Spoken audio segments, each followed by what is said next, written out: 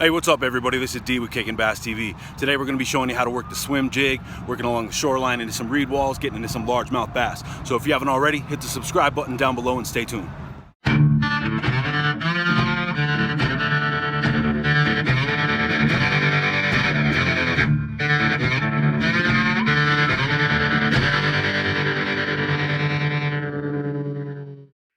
Alright guys, today we're going to be talking about the swim jig, which is essentially just a weighted jig hook with a skirt and a jig head that is more pointed to more closely resemble the head of a fish, which is not only great for cutting through grass and cover, working around riprap, things like that, but also helps to keep your bait upward in the column and maintain that more swim bait like action as opposed to hopping it across the bottom like you would with most of your standard flipping or pitching jigs. It's a great bait for targeting summer bass, whether you're trying to get to depth quicker and target those deep water bass that have pushed out after the spawn, or you're working a little higher in the column like you see here, trying to draw that bite up on a sunnier day. Another great area to fish a swim jig in is along tules and reed lines like we are here, and that's why I prefer to use a swim jig with a weedless brush guard on it.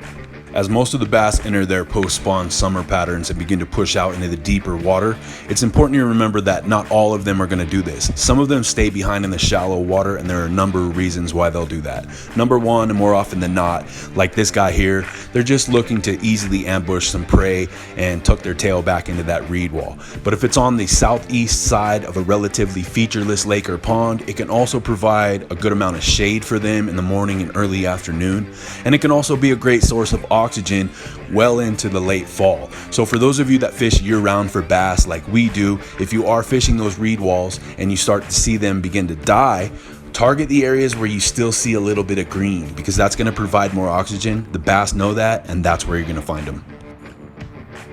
When it comes to my retrieve, I really only work the swim jig one of two ways. That's either a slow, steady retrieval, which is great for a more well-balanced, larger profile bait. But if you're throwing a smaller profile swim bait on a larger jig, you're going to find you have limited movement in the center and really only getting action from the tail. In which case, all you need to do is slightly shake, jerk your rig a little bit as you're reeling it in, and you'll find that this enhances not only the movement of the skirt, but gives it that side-to-side body roll up front that a lot of the larger swim baits tend to have, and sometimes that's all you need to fool the fish and get them to bite.